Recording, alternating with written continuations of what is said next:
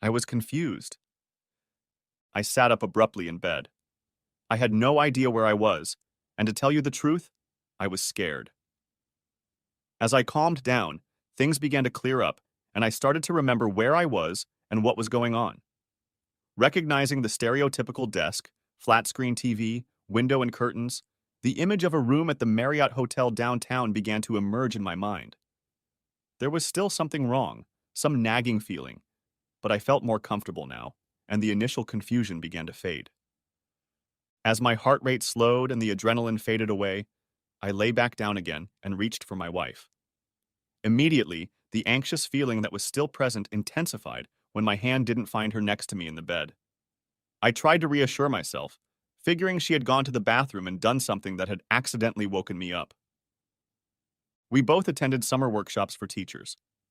I attended for middle school teachers, and my wife, Janice, attended for elementary teachers.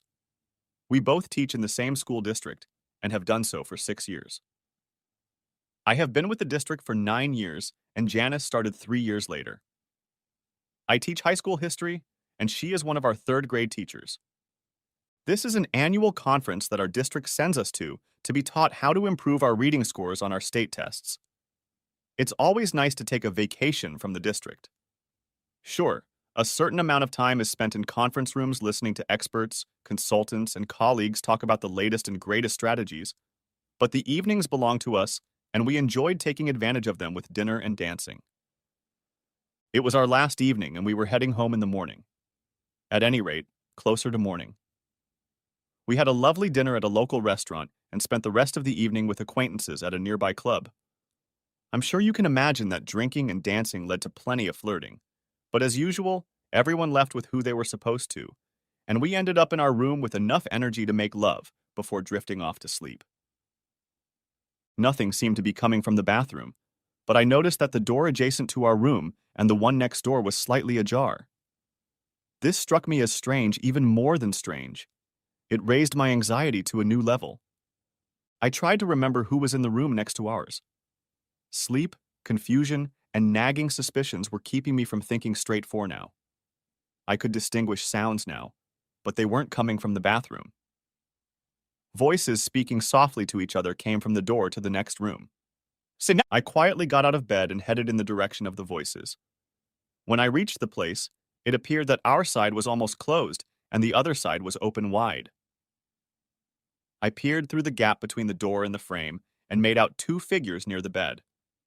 I knew what I was going to see before I even approached the gap. It didn't take a rocket scientist to realize what was behind the door. The light from the dim table lamp was enough to see everything that was going on. She was cheating on me.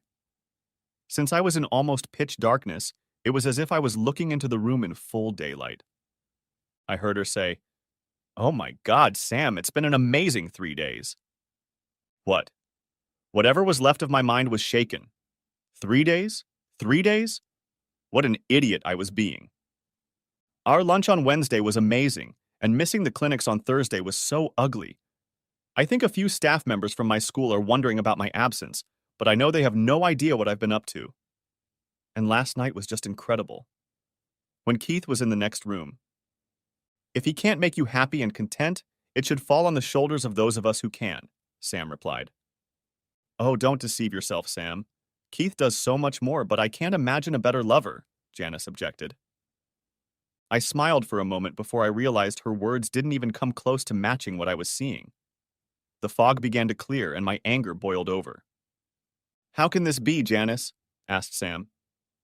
Look, I've been curious lately.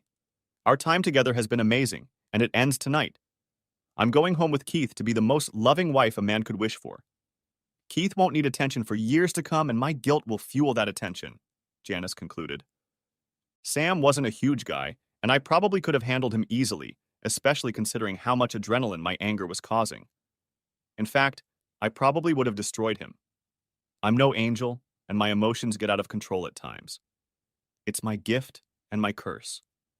I knew myself and was capable of destruction without remorse, at least in the heat of the moment. I almost gave in to temptation, but somewhere in the back of my mind I held back. Looking back, I can't say it was a good or bad decision. The main thing is that it kept me out of jail. A quick plan began to form in my head, and I decided that I needed some important evidence to make sure people believed my story. I was thinking about where my phone or camera was when I noticed I was clutching my phone in my right hand.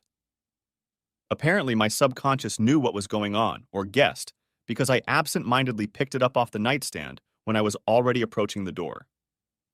Silence and secrecy were important aspects to the success of my plan.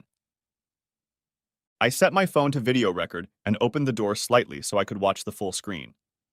I had recorded a little video of her cheating, and I had enough, and was literally ready to spit on both of them before I snapped their necks. I had a clear enough recording of both of their faces to identify them. They were clearly calling each other by name. It was time to get out of there and let her know exactly what her secret adventure was going to cost her. While I don't have an official diagnosis, I do have certain compulsions, and one of them is not to waste time. Janice was willing to overlook many of my shortcomings, but this one usually made her chuckle, shake her head, and occasionally walk away. One of my travel habits was to pack 99.99% of the time the night before I left the hotel. That was going to serve me well tonight. Again, stealth ninja was paramount. I won't go into detail, but silently opening and closing doors was my specialty.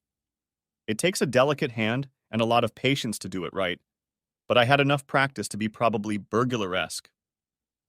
I started with the door on our side. It helped that although they were quiet, they were completely engrossed in each other. I think the fact that it was their last scene caused them to be more careless than they had originally planned. I managed to close the door and slide the deadbolt shut without them noticing. I quickly made my way to my side. Clothes were laid out for the next day, suitcases packed, laptops and literature we'd collected stowed in travel bags, and only the most essential toiletries lay by the sink. I quickly got dressed and secured everything loose in my bag. I gathered her travel clothes and packed them along with her personal toiletries. The travel bags fit on top of the suitcases, so although it was inconvenient, I could manage both bags at the same time. I didn't know her schedule, but I wanted to finish everything well before them. I quickly checked all of my belongings and guided the suitcases to the door. Anyone who has stayed in a hotel can imagine how difficult the next part was. Hotel doors are notoriously noisy. Maybe they do it on purpose for security purposes, or maybe hotels don't care about the noise level of their doors, but I knew I was going to have to be good and lucky to get through this next part. I quietly turned the doorknob and unlocked the security bars and deadbolt. Quiet enough. Slowly opening the door, I set one suitcase in front of it. Rolling the other out into the hallway, I went back into the room and removed all the towels and linens, taking them down the hall and tossing them into the sales area.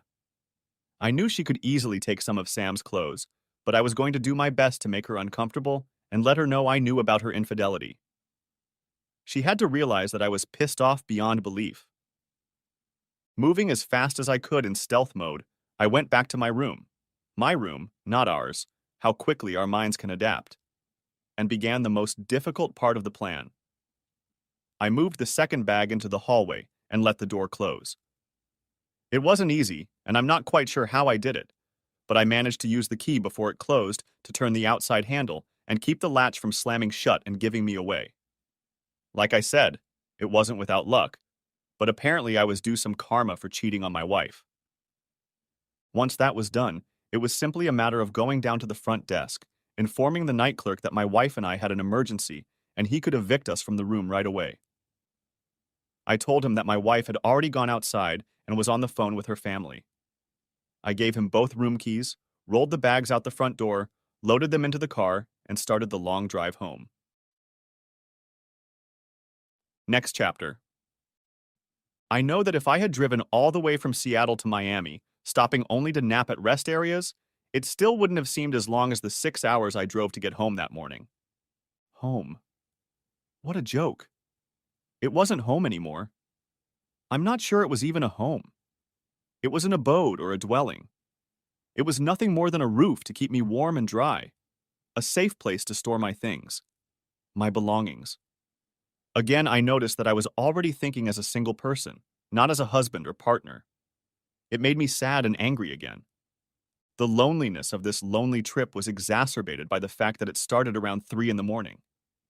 Looking back, I'm pretty sure it's a good thing I left early, because I remember absolutely nothing about the first 2 hours of the trip, other than my brain working on figuring out what caused me to wake up early. Another saving grace for my emotional state was the absence of the potentially massive hangover I would have had otherwise. Now I would have accepted that hangover because it would have meant that I was either still in the dark or she was correct, in which case we would have woken up later, had a good breakfast, shared driving duties, and shared what we had learned this week. The sun was already up, and my thoughts were still in a haze. I needed to eat and desperately needed coffee to sustain me, so I started watching for exit signs with fast food restaurants. My iPhone had an app that showed me what was at the nearest highway exits. I knew the route well enough to know where the exits would be, but not what could be found at each one. I kept my phone on, but was surprised to see 3 missed calls and at least half a dozen messages from unfamiliar numbers. I also didn't hear its beep, which made me realize how out of touch I'd been during the trip. Another reason I needed to get out of the car and gather my thoughts. Focusing on the present, I realized that the message and missed calls were from Janice. She must have used the asshole's personal phone and the hotel room phone to try to contact me. I deleted the missed calls and voicemails. I didn't feel like talking to her, since part of my plan was to leave her at the hotel with her new buddy. I read only as many text messages as it took to delete them. Keith, where are you? Please call. Yeah, certainly not anytime soon if I could help it. I stopped for a snack and a drink, to stretch my legs and go to the bathroom. The sooner I shortened the distance between us, the better off I'd be. At least that's what I told myself. Why? Why? Why? It haunted me. I'm not easy to live with. I know that. And so does she. I am a workaholic and strive to be the best teacher I can be for my students. Janice had a similar drive. At least that's what she told me, and I've seen her work in the classroom. The reason we didn't have children yet was because of her desire to make her place in the district, and because we were loyal to the students we often referred to as our children. I was also too trusting, in some ways, but it's an all-or-nothing feeling. I trust until someone proves that I can't do it anymore, and then I lose trust completely. I make no assumptions about how I perceive the behavior of others. It's a blank slate until it's broken, then it's not there at all. That is the position we are in right now, and Janice should know that. She has seen it in my dealings with administration, faculty, and some students. Those who have lied to me or purposely misled me, I will never be able to trust again. I am not talking about occasional mistakes, but I am honest and expect others to do the same. I am faithful, and deep down, I expect that from my wife as well. Janice is my first wife, but this is not my first long-term serious relationship. I had a girlfriend in high school, and we had been dating since sophomore homecoming. By the time we got close to graduation, we were inseparable. One of the few things we diverged on was where we would attend college. I stayed local and attended a nearby state college. This college wasn't considered our family's favorite college, but I had several relatives who went there, and I really liked the town it was in. She was going to study business out of state.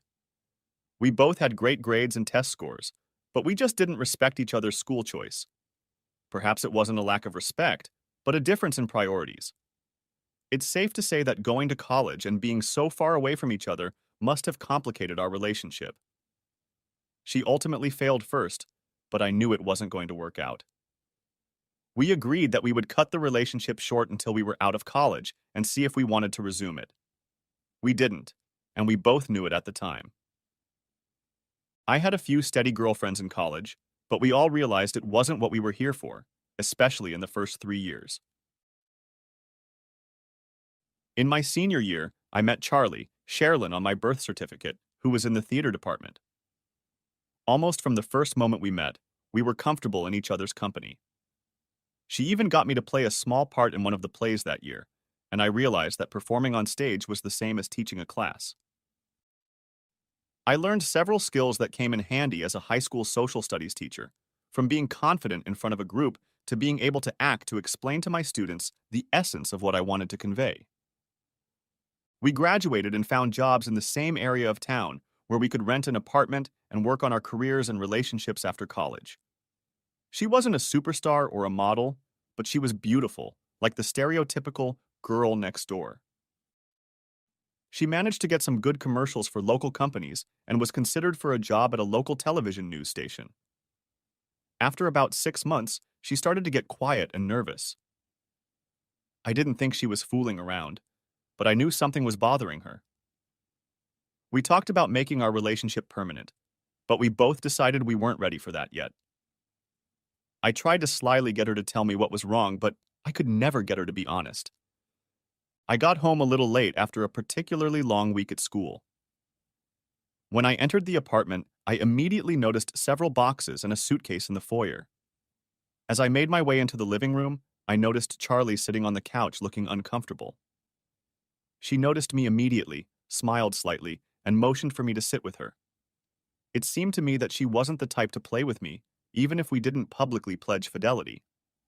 "Keith, I know you've suspected something's been bothering me lately," Charlie began. I nodded and she continued. "We always talk things through, and it's made us strong. I really can't tell you why I kept this from you, and it bothers me that I did. But I have a chance to work in California on the pilot of a new sitcom, and I figured I'd take it. It's an offer I can't refuse." I was shocked. Until that moment, I hadn't realized what it meant. Losing my speech wasn't good enough. Being surprised wasn't good enough. So I was stunned. Finally, I found my voice. "Honey, that's amazing. I know I have commitments for the entire school year, but you can move there now and I can join you when school is out. We'll have the summer to settle in and I can look for a job." I didn't need to see her face to realize there was a reason she'd kept it from me for so long. "Kit, I don't think you should come with me. I have enough friends and connections in the business to know what I would have to do or imply, and I don't want to put you through that kind of emotional strain. I love you as much as I will ever love a man, but I can't expect you to live like this, and I can't afford to worry all the time about how you'll react to this or that situation." Charlie was really bursting into tears by this point. "Dad and my brother Bill will be here soon to help me pack. This is the hardest thing I've ever had to do. You'll never know how much I regret leaving like this." In our relationship, we had never made even halfway through such an important decision without discussing it. She had completely shut me out. I knew why. I knew she felt I could talk her out of going or let me come, and I also knew she didn't want to hurt me, so she kept the news and waited as long as she waited. But all of that knowledge didn't matter. I was in incredible pain, and shutting her out was beyond me. "What the hell are you letting yourself do?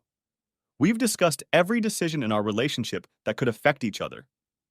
You selfish bitch. How do you know what I'm capable of?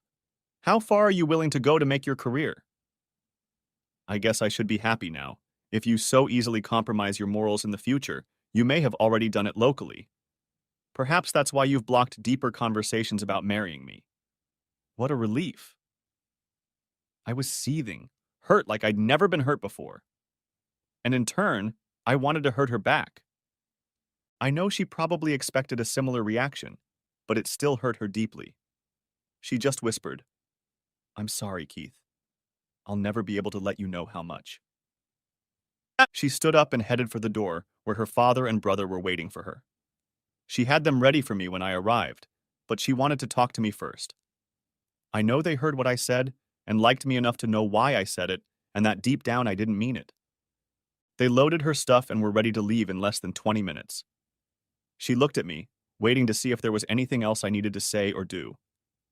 I stood stoically, not looking at her or daring to do anything, just frozen in anticipation.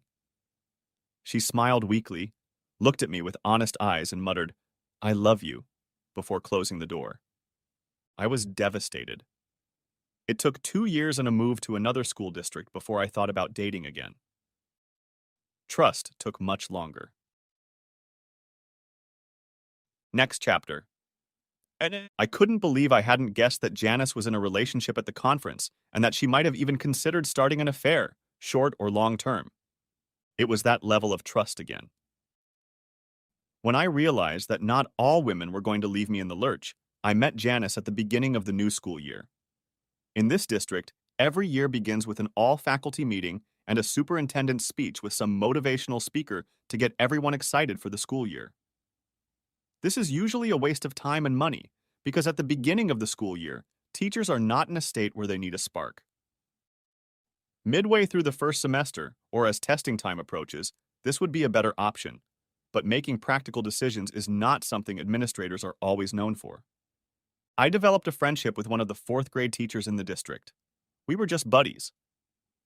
I got to the meeting early and took the seat next to her.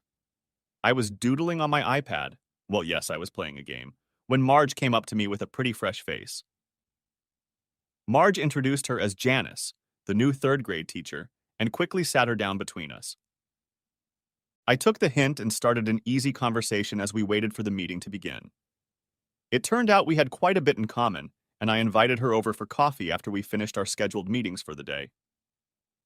Dinner seemed a little presumptuous since we had just met, but I felt that a nice conversation during afternoon coffee could lead to dinner tonight or later in the week. She agreed, and we ended up just having dinner that night, agreeing to meet for dinner on Friday night. Needless to say, our relationship was pretty quick, and we were planning a wedding for June after graduation. Trust. We had a marriage that I always thought was exemplary. We talked about everything. We had an amazing love life that was constant, spontaneous, and full of adventure. We had common goals, and we agreed to start a family. Naivety. I hated being emotionally hurt. And who hates it? It's inherent in humans to shut out things that can hurt or harm them. Is love blind? Of course, at least in some ways. We protect ourselves from the things that could hurt us the most, and we can't imagine that the person we trust the most will let us down the most. Janice couldn't get away with anything. I let her do what she did, act the way she acted, and enjoy the moments she stole because I had no intention of seeing her for what she was, a self-centered slut. Don't get me wrong, she made choices, bad choices, but the unexpected happened because of my lack of vigilance. Making the decision to try something new on the side was a unilateral decision, just like with Charlie. I was just a gullible fool. I'm sure she'll tell me it didn't mean anything, I didn't miss anything, or she didn't want to hurt me, so she didn't talk about her impulses. Next chapter. Although I began to keep a better eye on the road, time was still a foreign concept to me. I realized I was about an hour away from home, and the time was approaching 8 in the morning. I knew I had to get a few things in order to ensure my life and possessions were protected. Stopping at a building supply store gave me the opportunity to purchase some necessary items. The second stop was Radio Shack, and the third stop was a liquor store. It was still early, but stores in cities and suburbs opened surprisingly early on Saturdays. I knew that the last store was a no-go, but I also knew that once I had a chance to stop moving, I would need to somehow forget myself for a while. I was sure I had at least 24 hours to prepare. I hoped that by leaving her in an awkward situation with the usual ways of communicating and the blind hope that I would forgive her, Janice wouldn't arrive too soon. I'm pretty sure Steve lived in the opposite part of the state. She was without a cell phone or laptop, and her family lived in another state. I'm almost certain she would call my family as a last resort, since she couldn't be sure of what I had told them. Once I was home, I set to work. I knew that if I stopped moving, things would go south, so I kept busy for as long as possible. Changed the locks, set up the recorder, the webcam in the living room, unloaded the suitcases, mine inside, hers outside. I opened a box of trash bags, gathered some boxes that were in our garage, and started packing things that belonged specifically to Janice, at least as far as I was concerned. I knew there were things we'd have to argue about later, but honestly, I doubted there was anything I could lay my hands on. Except for home. My home. And this time it really was mine, not some emotional shard of my marriage. I'd bought it the spring before I met Janice. Because of my self-exile from dating, I'd managed to save up quite a bit of money, even for a school teacher. There weren't many expenses beyond the basics, and I took a summer job to keep my mind occupied, so the savings accumulated quickly. I paid a large down payment on a 3-bedroom, 2-bath, 2-car garage house near the school where I taught and was able to pay off the mortgage pretty quickly. Of course, it was in my name only, bought before we even met, more than 3/4 paid off before marriage, and I would fight to keep it that way. The funny thing is, I knew I would sell it as soon as the divorce was final. Through no fault of my own, I would never treat it the same. What had been our home was now a shell, a box of stuff whose value was dropping exponentially. Phone taps and webcams were supposed to record every conversation I or anyone else might have in my house. Locks were supposed to keep Janice out unless she had my permission. It's amazing how much stuff an ordinary trash bag can hold. Drawers, jewelry, cabinets, and medicine cabinets emptied quickly, especially when you don't care what kind of stuff they're packed in. A few opportunities to smile sarcastically while watching me haphazardly toss handfuls of things into bags and boxes gave me a little therapeutic revenge. The boxes and bags were stacked in the garage. When I was done, I packed as much stuff into Janice's car as would fit and stacked the rest right in front of the garage door along with her suitcase and travel bag. I knew she was coming sooner or later, and I didn't want to let her in the house. The sun had set and I couldn't find anything else to do. There was a bottle with my name on it, and it looked like it was time to open it. I expected to wake up to the fact that I was pounding. With each drink, I realized what the morning would bring, and little by little, I forgot about my life and marriage. The hangover would be a pleasant aftermath, and the headache and hugging the dresser would keep my thoughts elsewhere. Next chapter. A knock sounded. I opened my eyes and was puzzled to find that it wasn't a headache, nausea, or other bathroom needs that woke me up. It was the knocking again. I needed to figure out why the knocking was not only in my head, but outside of it as well. I was struggling to breathe properly, so it took me a while to realize that it was the front door banging. Or rather, someone was knocking on it. As I gathered my thoughts, I realized I was still in my hotel clothes. Well, sort of. Stained is an understatement.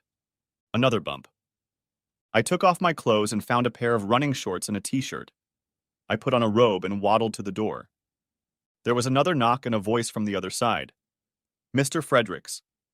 This is the police, Mr. Fredericks. Please open the door." I made it to the door. One breath. Second. Okay. Better open it before he knocks again. I opened the door and saw the hand heading for the door again. It stopped before it knocked, and the uniformed gentleman said, "Mr. Fredericks?" I nodded slightly. I think it was clear by the look on my face that I'd had the misfortune of waking up in the morning on better days. "Mr. Fredericks, Mrs. Janice Fredericks is here to see us, and she seems to be locked in her house." "Well, officer, Mrs. Fredericks doesn't live here anymore." As I said this, a strangled sob was heard to the right of the door. "We understand that you are still married. Is that true, Mr. Fredericks?" the officer asked. "It's just a temporary situation, mostly related to the fact that it's the weekend. Come tomorrow morning as early as you can. I'll correct this little mistake. Not so cordially this time. And once you show me the law, and I mean the letter of the law that tells me I owe my wife an accommodation, then I'll open that door for her. Until then, her clothes and basic belongings are folded in the car or displayed in front of the house, including her cell phone and laptop. Phone service, credit cards, auto insurance, and the like are canceled." The officer looked to his left, made a grimace, and asked, "Is that really necessary, Mr. Fredericks?" I simply replied, "Yes, officer, without a doubt." I closed the door and stepped back to the window. The officer was helping Janice walk away from the door to her car. She looked terrible. Her hair was disheveled, and I can't imagine where her clothes came from. I was torn. She deserved everything she was experiencing right now, and at the same time, this was the woman I loved so much. Compassion was quickly suppressed, and I turned away from the window, finding my way back to my bedroom. Next chapter. I was able to contact the credit card companies and cancel all of our joint cards as well as her cell phone. The car insurance was canceled too, and I did some online banking. So much for the wonders of electronic access. I also found 4 divorce attorneys who were considered the best in the area, and they scheduled appointments online. Since moving here, I have never viewed summer as anything more than a time to prepare for the next school year. I will make the most of tomorrow when it comes. Morning came and I felt better than I had the day before. My head was still a mess, and I was overwhelmed to the point of overwhelm. I had goals for the day and I needed to get started. A shower and breakfast, clean clothes. So I'm off to meet some new friends. Can your lawyer be your friend? I guess so, but really I was looking for an advocate to help me maintain my dignity. Hopefully, if I contact 4, it'll narrow down the pool of candidates Janice has to choose from. Okay, I'm capable of being selfish too. The gist of the 4 appointments was that I would likely keep my house, but no guarantees. Since it was partially paid for while we were married, they could argue that she owned some equity in it. We were close enough in seniority that our pensions and salaries were about the same. 2 of them told me off the record that my photos and notes could help as leverage, but threatening to release them on the internet would probably be construed as extortion. The fact that I have them on tape should be enough to avoid child support, division of our pension, and control of the house. It is absolutely insane that our society today condones adultery. In our state, as in most others, there is no advantage to divorce on any grounds other than irreconcilable differences. She's cheating, and it's just a bad choice. Try to forgive the whore. Okay, those are my words, not the legal system's. Forget alienating attachments for assholes like Sam. It was her promises that I had a problem with, not his. Ugh. That's why I was adamant about not letting her back in the house. I pressed Jackson, the lawyer I ended up choosing, to file a breach of contract suit for both of them in case she got a court order to access the house. He said that others have tried this angle before, and it is very difficult to succeed. I told him that it was a matter of principle, and I wanted her to be reminded of what she had done, and that I consider verbal promises made in front of witnesses to be binding.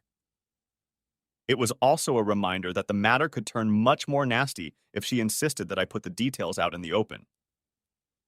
I really didn't want to go any farther than cutting her out of my life, finding a way to move on and keep my self-respect. She had to know that it could come back and severely affect her relationship with her family and her teaching career. Not only was she adulterous, but she decided to fulfill her desires by representing the district at a conference. Yes, if she had been told the truth, things could have ended badly quickly. There would have been a lot of rumors, speculation, and innuendo just from those who were there. We were going to serve her on Thursday if we could find out where she ended up living. I had a few ideas of where to look, and I passed them on to Jackson. I didn't feel like doing it myself, and he agreed it would be easier for him. I was sure the only person she could count on right now was Marge. Marge was my best friend in the neighborhood, and honestly, probably the best friend in the world. She always had my back, and I had hers. She constantly reminded me that she was the one responsible for bringing Janice into my life. They became best friends too, and maybe a little girl power helped their friendship become just as strong and long-lasting. Janice had to make up some story so Marge could help her, some crazy misunderstanding. The fact that I still hadn't heard anything from Marge told me that she probably had strong doubts that Janice wasn't mistaken. I wouldn't put it on Marge. She knew how lonely Janice was in regards to family and friends, and even though she probably doubted Janice's story, she knew she was now obligated to be her friend. I wish I could say I replayed the story 4 more times that day, but that was not the case. I was tired both mentally and emotionally, and partly because of the long drive and subsequent activity on Saturday and Sunday. Okay, the booze may have contributed too. Admittedly, my anger has receded. There would be no forgiveness. I'm a hard-hearted bastard, and I know what I'm capable of. There would be no forgiveness. There would be no reconciliation. Nor would there be a post and rotten vegetables. Of course, that was more of a societal change than a personal preference. So, somewhere between forgiveness and public humiliation. Next chapter. I quickly realized that sitting at home Monday night and Tuesday was not going to work. Being surrounded by us and self-pity was only adding to my depression, so I came up with a plan. Take a road trip. There's a small town about 4 hours west of us that has an amazing array of restaurants and was remote enough for me to get my act together. Yes, I had taken Janice there many times, but it was originally my place, and getting to know this town was going to help. First thing Wednesday, I hit the road again. This time I was rested and had an errand to run. The drive was decent, thank God for satellite radio, and I managed to get a hotel room before noon. The room itself wasn't ready until the end of the day, but it was booked and I could go and find a place to rest. There was a small park on the north side of town with a children's fishing pond on the west side. Armed with books and a comfy chair in the backyard, I headed to a safe place to escape the world. I love to read, and the saddest thing about my job as a teacher is that I rarely had time to read what I wanted, when I wanted. I carved out time in the summer, but I always fell behind on my reading list. When I read, I immersed myself in that world, and it was sometimes impossible to tear myself away from the book. Maybe it was escapism, but I needed to focus, and the best way I could think of was to completely walk away from the situation and come back to it refreshed and rested. Before I knew it, my stomach was rumbling and the time was nearing lunchtime. Already feeling better, I decided to go back to the hotel and get my things, and then find something to eat.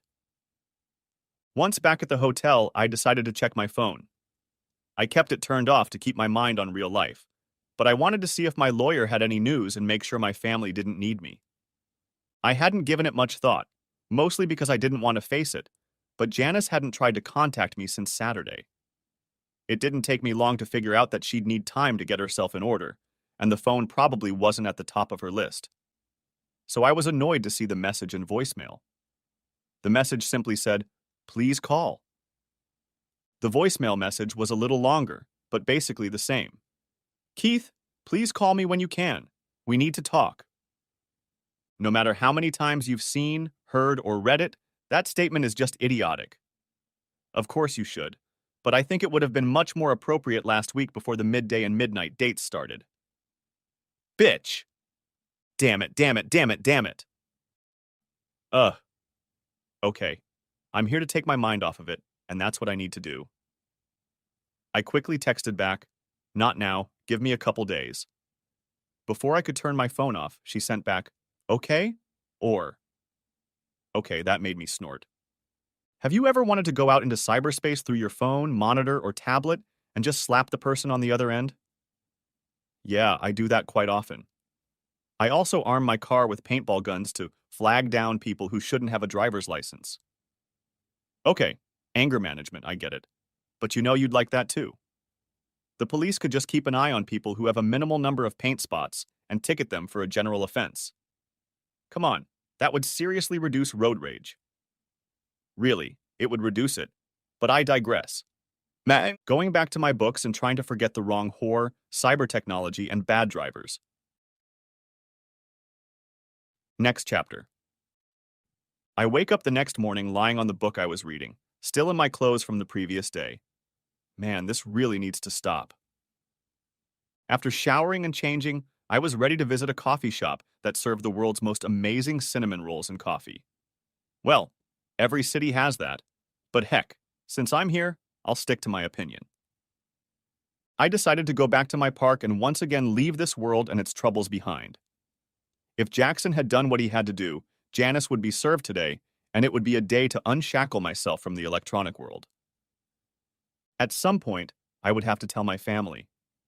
They would not be like the ones you read about, where few or many would side with her.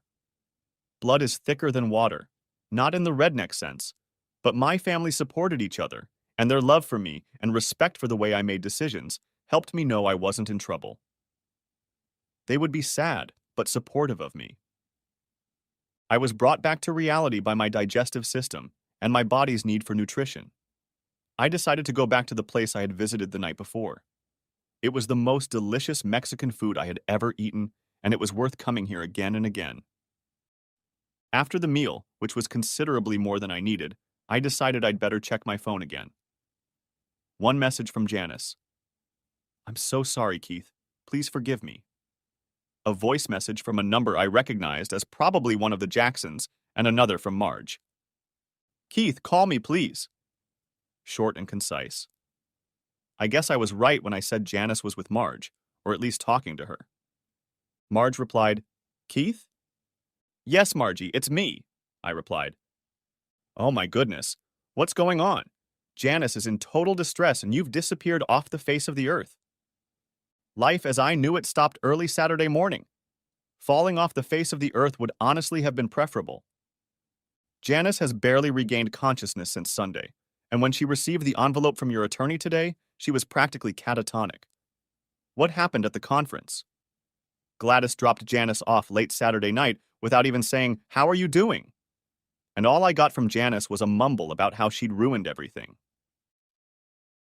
Gladys was an elementary school teacher who had been living in virgin status since long ago. I don't think she was a lesbian. She just hadn't found a man to her liking, yet, and was devoted to her students. That's just about right, Marge. I couldn't have said it better myself. I know you, Keith, and I believe you made your decision based on facts, but you have a tendency to go off on a screaming tangent sometimes. What was it worth to leave her on the other side of the state with nothing? Here, this will help. And I hung up. I found the video on my phone and sent it to her. It should have surprised her, maybe upset her, but would definitely help answer her question. She could handle it. Marge knew me and should have expected something like this, or at least it would show my emotional state and how serious it was. I disconnected the phone again for a while. We would talk later. Janice had the paperwork, so everything was in her hands for now. That gave me a little peace of mind for the moment. A weight was lifted off my shoulders and I felt tired again. The hotel bed called to me, and I obeyed. Next chapter. This was not a tiny town, as I may have said earlier. It was large enough for a small college serving this part of the state, and most college campuses had a local pizzeria to cater to the student population. In my world, pizza was one of the major food groups. On the food pyramid, pizza was the inside of a triangle, and everything else was the border of a pencil line. Pizza could serve as both dinner and breakfast, so I headed toward campus to place my order. I intended to order a takeout pizza. I noticed a woman about my age who seemed strangely familiar. I figured it must be a former student from my first years as a teacher, but it was somehow off. When it was my turn to order, I noticed that she saw me and had the same expression on her face that I had a few minutes ago. I ordered the King of the Hill, a super meat combo of every kind of meat known to man, and a few, I suspect, not so well known, but I didn't ask, and told them it was time to go, when suddenly it hit me. Darcy. It was Darcy. This woman was Darcy Green. Small world, Mr. Disney. It was unbelievable. Darcy Green was my high school sweetheart. I held out the money to the cashier and turned my head to see that in that moment, she realized the same thing I did. We quickly went from wry smiles to outright laughter as the ridiculousness of meeting here so many years later came to our attention. I raised my eyebrows in between giggles and she nodded. I gathered my change, putting some of it in the tip jar, and headed over to her table. She was alone and started eating what I assumed was a calzone or a small stromboli. It didn't really matter, though. When I approached, she stood up and opened her arms for a hug, which I happily provided. "My God, Keith, it's really you," she said, breaking the embrace. Darcy in the flesh. "What are you doing here?" said I as we sat down across from each other. "I work at the college as a professor in the business department. My husband got a position in administration, and it just so happened that a position came up that required my expertise." She caught my eye on her left hand and said, "Well, now ex-husband. Apparently he had a thing for female students and I didn't like to share. And by that, I mean the STD he shared with me," she said, with a slight irritation in her voice. I held out my hand to her and said, "I'm sorry, Darcy. What a horrible way to find out." I grimaced, remembering how I'd found out about it. "Keith?" That's okay, sweetheart. We have a lot of catching up to do, and some things will be both good and bad. Let's just say I can sympathize with your views on fidelity. Oh, Keith, I'm sorry. There was silence for a moment, but I decided not to waste time thinking about reality. I was here to distract myself, and I couldn't have wished for a better option. We sat at her table until my pie was ready, and then we moved outside. There were several picnic tables in and around the pizzeria, some a little worse for wear than others, and we managed to find one sturdy but secluded one.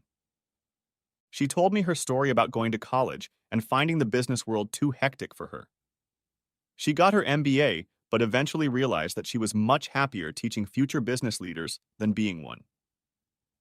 They moved to this college for him, but she stayed here for herself. She liked the students they attracted and felt she was making a difference. Her paycheck was good enough to live comfortably, and the single life allowed her to have everything she needed and wanted. She had dates, but nothing serious. I told her my story, and I thought she was captured by the part of my life with Charlie. I think she saw herself in Charlie and realized that she herself was guilty of making similar decisions and relating to my feelings. I could tell she felt my pain as I described Charlie's decision to leave. I could see her glowing with me when I talked about teaching and how much I love my job and my students. I knew she could feel the clouds gathering over my heart when I started talking about Janice and cried with me when I told her about what I had discovered almost a week ago. She hugged me when I lost control of myself. I knew I had kept everything bottled up and it just came out. I was glad we went outside and found a secluded table. I needed someone to share it with, and Darcy was there to comfort me and tell me that it would be okay, that I would be hurt. But she could tell me from experience that someday I would live and love again. Next chapter. I woke up in a fog again, time to call it a day, but I was able to get my bearings faster. I knew I was in a hotel, in my favorite city outside of town, and in my clothes. Okay, maybe that's what will make me see a therapist. Unfamiliar was the body next to me. Looking closer, I found Darcy cradling me tightly in her arms as she slept. She was still in the clothes left over from last night. Gee, I wasn't the only one. And there was a contented expression on her face as she snored lightly. I looked around the room and saw a pizza box on the small refrigerator that was in the room. I assumed she had put the leftovers in there and stayed to comfort me during my breakdown. There was nothing wrong here, just one friend comforting another friend in pain. Damn, that would wake Darcy up, which is where I needed to be right now. No amount of Zen thinking could rid me of that need, and I tried to be as inconspicuous as possible, but Darcy caught on to what I needed and woke up to make sure I was okay. My God, she was still beautiful, and her smile had not lost its youthful joy. Okay, I woke her up and assured her that everything was fine, so it was time to do my morning duty, which was the reason for the perfection violation in the first place. She took her turn when I was done. We decided to stay for breakfast. She didn't really want to eat, and she didn't have a change of clothes, even if she had. I had a change of clothes, but I stayed in them to go to the lobby for coffee. There was a breakfast bar, and various guests were waking up and deciding what they wanted to eat. While I waited my turn for my coffee, I turned on my phone to see what the day and night had left me. One voicemail message from Marge, OMG. A second voicemail message from Jackson, who I assume was confirming delivery of the paperwork and checking to see if I'd gotten the first message. A missed call from my parents, apparently word had somehow gotten to them, and another missed call from an unknown number. I managed to carry the coffee to my room without spilling too much. Darcy did her best to clean up and graciously accepted my coffee. We talked about what had happened last night, and she assured me that everything was fine. She just didn't think I needed to be alone that night. Keith, you need to go home, she said bluntly. Dars, I don't have a home. You know what I mean. You'll have different emotions now, but the grief has to go. For your own sake and for Janice's, you need to start ending this relationship, whatever it may be, in order to move on. I know you've been there and you're probably right, but it really isn't that easy. I know that too, Keith. But you're right. I can tell you from experience that self-pity only leads to a deeper depression that will be harder to get out of. Dad! She looked at me with the same passion I remembered from my high school days. Not a physical passion, but a deep, loving passion that I missed terribly. I'll be here, Keith. When you're ready, I'll be there for you. Then she smiled her sly, mischievous smile, looked around and giggled. Well, not right here. Darcy was right, of course, and I packed my bags to go back and meet my future. Next chapter. The drive back wasn't as long and tedious as it had been a week ago. A week ago? Really? In many ways, it feels like half a lifetime has passed. The trip took longer than usual because I didn't need to speed. I needed a plan, and I took this opportunity to figure out who I wanted to talk to and what I was going to do. The only message on my phone was from Darcy. She texted me, "Be strong, be open, trust your intuition." When the cell service got strong enough, I called Marge. I hadn't spoken to her since sending the video, and I felt like the information that Janice was telling people how she was feeling and what others were saying would be important to how I proceeded. Keith, thank God. Where are you? How are you doing? Why did you disappear off the radar? I'm so sorry, I suspected, but didn't know, was Marge's response to my call. Apparently, I had left her in the dark for too long. I'm coming home.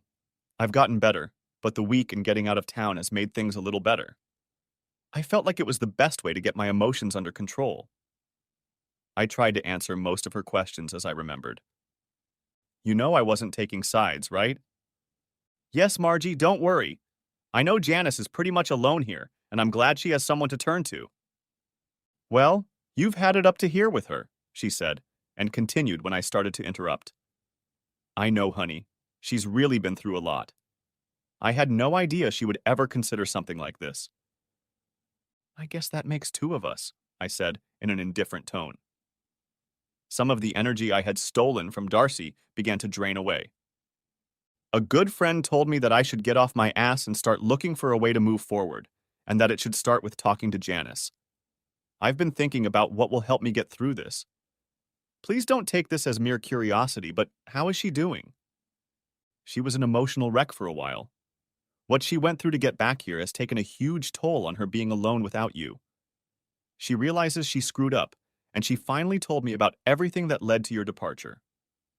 Of course, she doesn't know how much you know, but she realizes it's enough to ruin your relationship. At first glance, I think she hopes that things can be fixed, however. I think she knows that things can't be fixed anymore. Being catered to has devastated her, and she is only now responding to talking and eating something. I can't imagine how you feel, Keith. I won't kid you, Margie. I feel as useless as a fart in the wind. I always wanted to use that phrase, but never got the chance, so I smiled crookedly as I continued. And it's all I can do to stay on track. I'm not sorry she feels like shit. This situation is entirely her doing. I know, honey, and so does she. On one of those rare occasions when she was sane enough to talk to me, she told me what she did and explained to me in as much detail as possible why. So, what are the rumors going around about me and Janice? Honestly, Keith, since it's summer and Janice has me under semi-suicidal surveillance, I have no idea what people are talking about. There's plenty of information and misinformation out there, and I'm sure some of them are really taking advantage of the situation.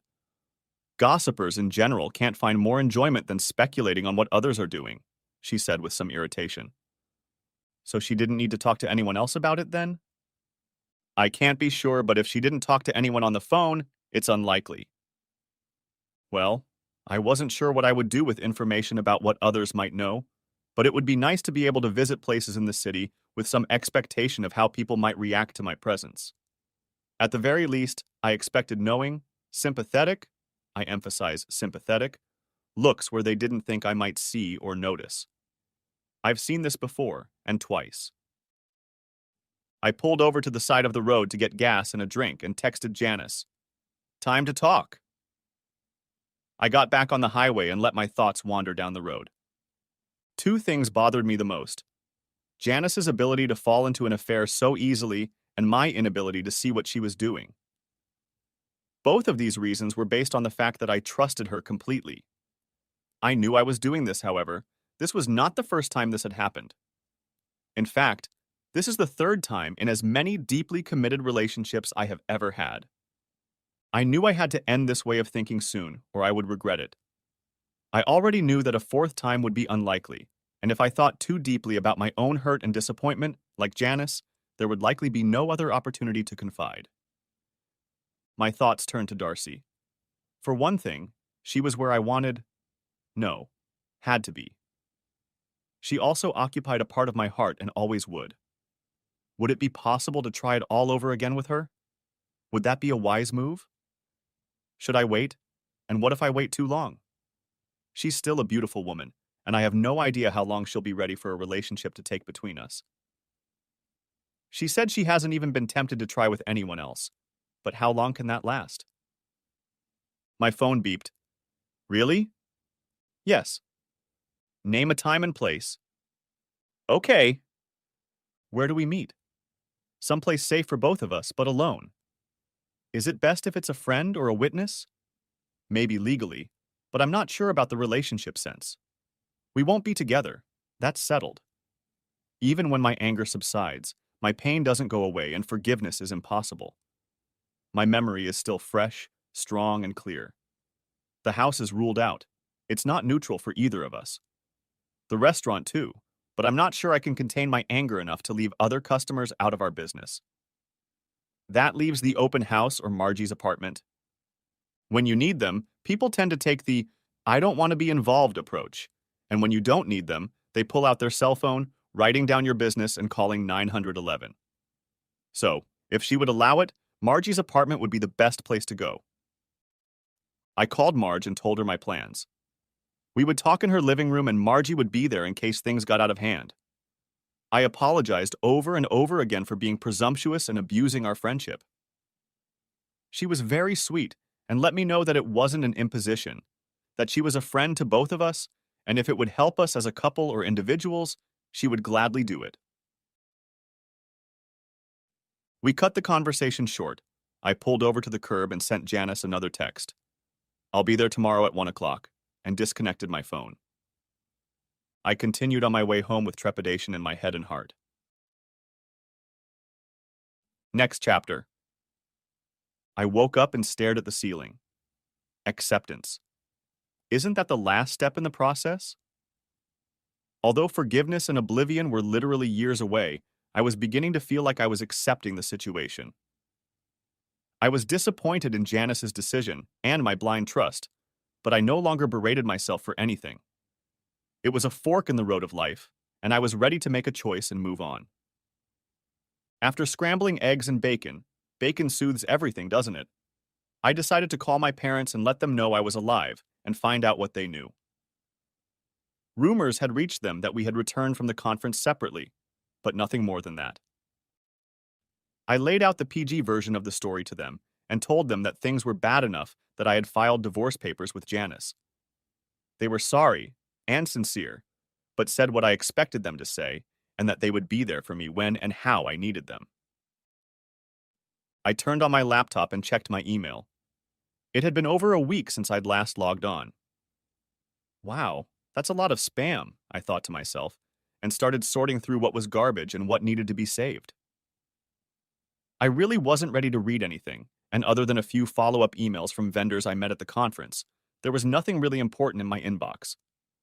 Before I knew it, I noticed it was past noon, and I had to get ready for Marge. Jeans, a polo, and loafers would be appropriate today. Comfort without being too casual. I wasn't going to show her what she had thrown away and wanted our meeting to be more businesslike than casual conversation. One of the biggest differences this time around in breaking up a long-term relationship was the opportunity to talk to each other. The decision had been made, of course, but I hoped we could work through the emotional turmoil. Process ourselves? Did I just think that? What a load of crap. Perhaps I should have become a therapist, since I'm into this kind of social philosophical babble. It was time to face my future, and like a condemned man, I waddled to my car and drove to Marge's condominium. Next chapter. Marge lived alone on the other side of town. She had gotten married right out of high school, as if in rebellion against her parents, who were constantly fighting their relationship. As it turned out, the parents were right. Neither of them were mature enough or suited for a long-term relationship. They divorced before Marge even graduated high school and parted on pretty good terms. She dated and had a few relationships, but she didn't want anything long-term. I'm sure she had a friend with benefits or two, but our relationship wasn't like that at all. We were each other's best friends and gender wasn't important to us. I pulled into the parking lot and sat for a while, trying to deal with my emotional state. I wasn't expecting anger or tears, but I wasn't 100% sure what was going to happen in the end, so I wanted to go into the situation as relaxed and in control as I could. Marge opened the door almost as soon as I knocked and enclosed me in a huge hug. She held me tightly against her and was probably trying to squeeze as much pain and anxiety out of me as she could. She probably wanted to comfort me for the week ahead. I hugged her back and patted her back to let her know I understood. She pulled back with tears in her eyes and whispered, "She's in the living room. Be true to yourself, but be as gentle with her as you can. She is very sorry." She smiled weakly and retired to her bedroom. I walked into the living room and immediately saw Janice. She was dressed well, probably wanting to impress me as much as possible, but it seemed to me that the last week had been as hard on her as it had been on me. I nodded as I made my way inside and sat down across from her. There was an extremely awkward mixture of hope and fear in her eyes. "Hey, Janice, how are you?" "Really? How's it going?" That's the best I could do to greet her? Isn't it funny how some phrases have become so ingrained in us that we use them without a second thought?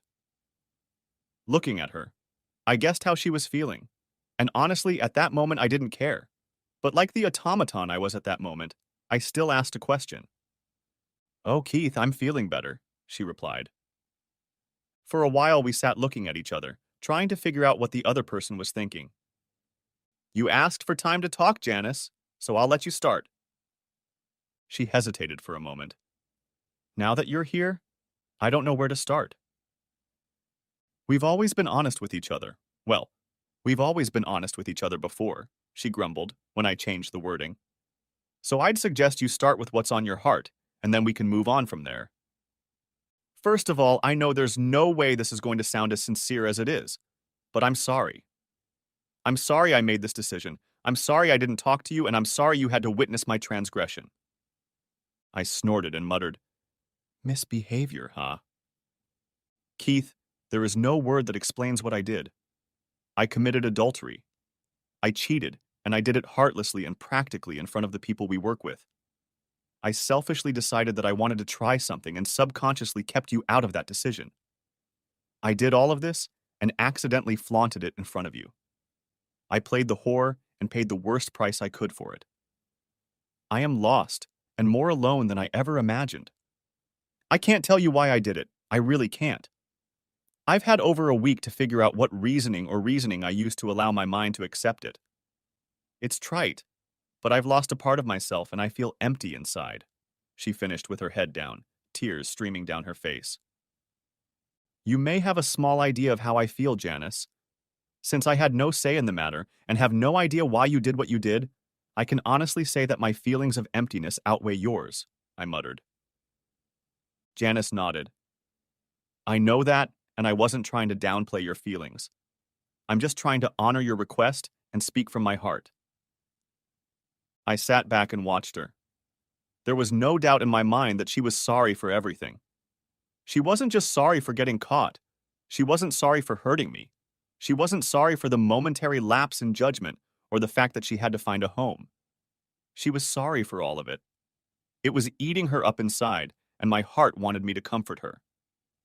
"So you're telling me you magically got into it with him for no apparent reason?" I needed to focus. My past love for her couldn't stop me from defending myself. "In a way, yes. So much has happened recently that I can't even remember what triggered it or why. It was a profound lapse in judgment. We attended a few sessions together, and on the first day we struck up a relationship. He liked my sense of humor and I appreciated his laughter and ideas for teaching. After lunch break, we hugged before we split off in different directions to head to the next clinic, and it was a special feeling. Nothing like you and me but very similar to the way we talked about someone we would bring to our bedside, a connection that would help enhance the experience. I wasn't looking for anything else, Keith. Please believe me. We looked at each other and kissed. It didn't get out of my head for the rest of the day. I guess there was no need to tell me you found a replacement, huh? I spat. Oh God, no, Keith. He was in no way a replacement. Not once, not on any occasion, did I feel the need to replace you. He was electric and naughty. It's like those times we did things in public. The illegality of doing things against the norm. The dangerous moments when we could have been caught. The biggest difference is that this time I was stupid. The choices I made will haunt and bother me for the rest of my life, she said, looking straight at me. Her eyes spoke from the very depths of her being. I could see the pain, the self-loathing she lived with. I looked at her, and I had a disturbing thought. Have you gone to the doctor to get checked out yet? I guess she was still thinking about her last statement. Not yet, but Marge has collected a few names of therapists in the area who have treated people in similar situations. No, a doctor. Keith, you and I both know there's no way you can get pregnant from this affair. I'm on the pill, she said, with an annoyed look. My face hardened. That's not what I'm talking about, and if it did, none of your lives would be worth the 2 pennies in my pocket. She blushed at my look and tone. I'm talking about socially transmitted diseases, Janice. You could have contracted the disease and risked your life and health, but even more selfishly, you could have brought it to me. I'll make an appointment first thing Monday to get checked out, and I suggest you do the same.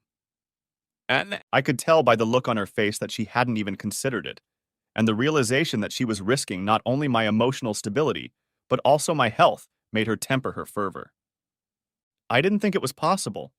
He said he was clean and that as long as I was safe, we had nothing to worry about. I laughed, but there was venom in my voice. You're willing to take the word of a man who is ready and willing to entertain another man's wife? Seriously, Janice, he's a lonely man with the morals of a street cat. Do you really think you can consider him pure and that he'll tell the truth no matter what? She lowered her head and sobbed. As stupid as she thought she was, this was taking the situation to a new level. Oh, Kit, what have I done? Burst out of her mouth between sobs. You risked your life, your health, and your marriage for some imaginary feeling. Let's hope you only lose your marriage. She raised tear-reddened eyes, begging me to reconsider. Behind that plea, however, I realized that she knew this was how it was going to be. I think therapy would be an excellent choice for you at this point. You need to figure out the cause before you start a new relationship. I ran my tongue over her wounds once more. I didn't aim to break her permanently, but I wanted her to realize that her actions had gone too far, and there was nowhere to go from here, at least as far as our marriage was concerned. I watched her cry for a while longer. There was no pleasure in it. I could tell that she had hurt herself almost as much as she had hurt me, and was going to pay for it mentally and emotionally for a long time. Sandy, I always thought that if something like this happened, the love would go away quickly, but it didn't. Sometimes it manifests as hate, but that's simply because the pain and disappointment from the actions of those we trusted turn love into hate. Hate is not the opposite of love. They are much more similar than we want to admit. I listened to her point of view, and at this point there was nothing we could both do to help. I got up to leave, and as I stood up, she quickly rushed over to me and hugged me. I guess she was trying to make me feel her love for me, and was also clinging to the last hopes of our relationship. I hugged her and let her finish crying. She snorted a few times, and I felt her grip loosen as she looked up at me. I'll regret this forever, but if you give me another chance, I promise to fix it every day for the rest of our lives, she said, with a new sense of hope. I'll regret it too, Janice, but I don't see myself trusting you again, and frankly, I don't think either of us would want to live that way. She shivered slightly, resumed her vigorous embrace for a moment, and then let me go. As I turned to leave, she turned as well, heading toward the guest room. She stopped, looked back, and said, I really love you, Keith Fredericks. Never mind my mistakes, please don't ever doubt that. I thought, just not enough to keep my legs closed, but instead said, I know, Janice, I know. Marge must have been listening enough to realize when we were done and walked past Janice into the hallway. She gave me another hug and walked me to the door. You know I'm no relationship expert, but are you sure you can't forgive her? Asked Marge. No, Margie, I really will forgive her someday. The problem is that I'll never forget, and forgiveness would take long enough for more damage to be done in the process than we could overcome. We wouldn't survive that, so we need to end it now, while we can still do it amicably. She nodded, kissed my cheek, and watched me walk away. Next chapter.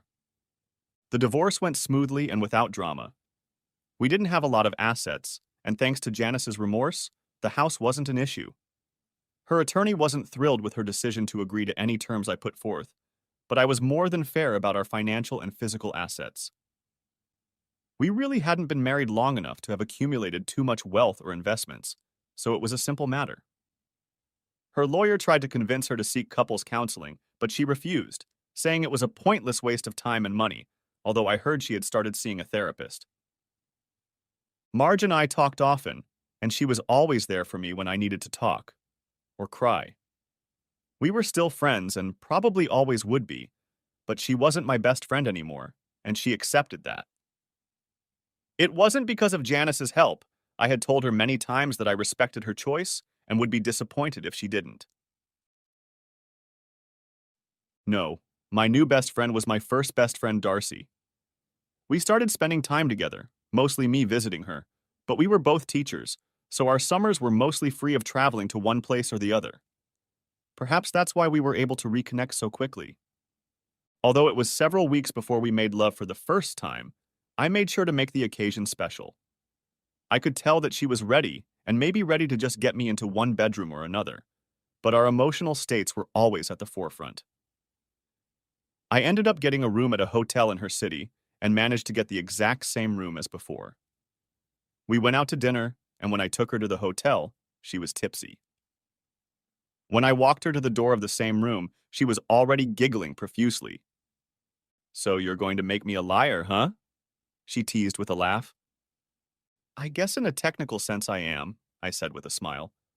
But this is where I knew I was going to survive the future and thought about who I wanted to survive it with. The giggling stopped, and a huge smile appeared. She jumped into my arms and I carried her inside. Let's just say this time, we didn't wake up the next morning in our clothes. Next chapter. Darcy and I have been married for almost 2 years now. It didn't happen right away. I was still a little wary of a long-term relationship, and Darcy was too.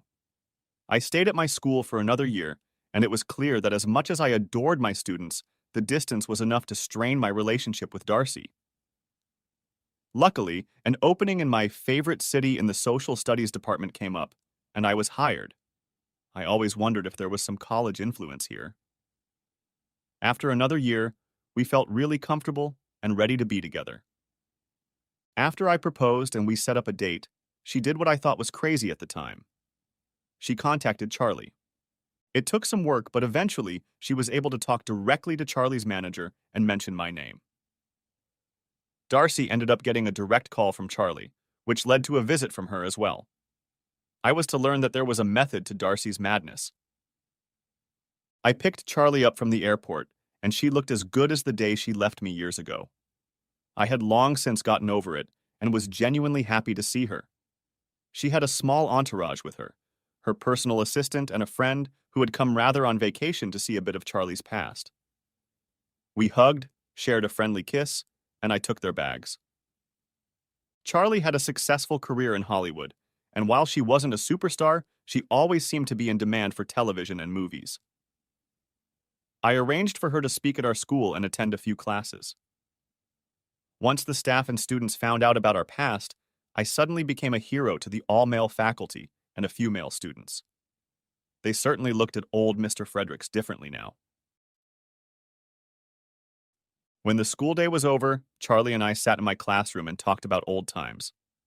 I know she saw the question on my face. Keith, I've made a lot of decisions in my life, and I can honestly say there have been easy ones and hard ones. I have tried my best to make those decisions and not look back. Do I have any regrets? Yes, but not all of us do. However, the hardest decision I have ever had to make has never caused me any regrets. Well, almost anyway. She smiled wryly as she said this. Could we have been together outside of Hollywood? Yes, and I have to admit that when the fast life in Southern California knocks me out, I think about the what ifs.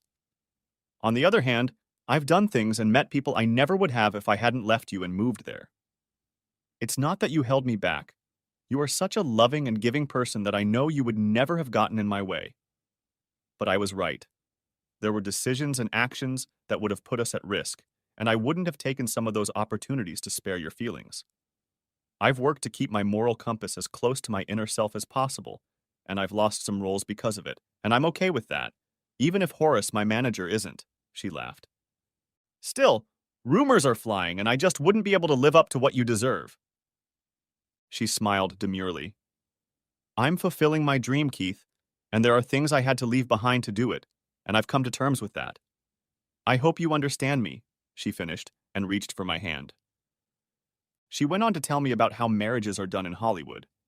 It seems like they were almost marriages of convenience, only instead of parents choosing spouses based on promises made at birth or even earlier, they were more like royal entreaties where an actor or actress career was made or made better by who they married and how long it lasted. There were literally few married couples in the entertainment industry who were together for love and for the long haul. I could tell she wasn't happy or proud of that part of her life, and I knew she longed for a relationship based on love.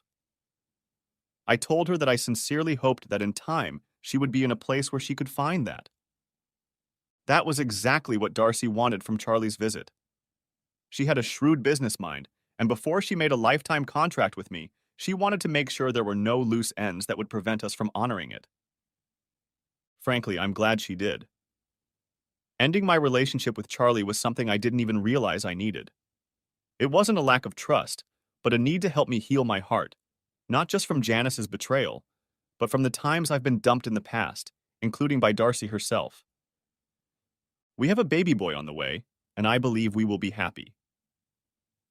Charlie takes time out of Hollywood to visit us. She enjoys hiding with us, and I can tell she has become much more relaxed. We went to California, and Charlie was right. The lifestyle is not at all what Darcy and I enjoy. It was nice to be there, and we'll definitely go back, but it reminded us how rich and content we are with the life we've chosen for ourselves. Janice did not linger in the neighborhood. That same summer, she managed to find a teaching job near her hometown. She keeps in touch with us, occasionally sending letters and birthday cards, so I know she's doing well and has recently found a steady boyfriend. I hope she has forgiven herself and committed to him the way they both deserve. I'm sure she'll be faithful this time. At least I want to be sure of it. Marge is dating the new assistant principal of the high school I used to work at. She's in no hurry to become a wife, but she's settling down a bit. I'm sure her students fulfill all her maternal needs, and she loves them all dearly. I hope her new beau can see that in her as much as I do. It's been a journey. Every trip has its ups and downs, planned and unplanned events. A balance of intention and spontaneity, but unfortunately, we can't always choose either intention or spontaneity. My hope is that Darcy's sharp mind will allow us to choose the plan as often as possible and enjoy the moments that don't follow it when they arise. We really did end up together, as I envisioned 10 years ago. I hope that forever means exactly what it should mean.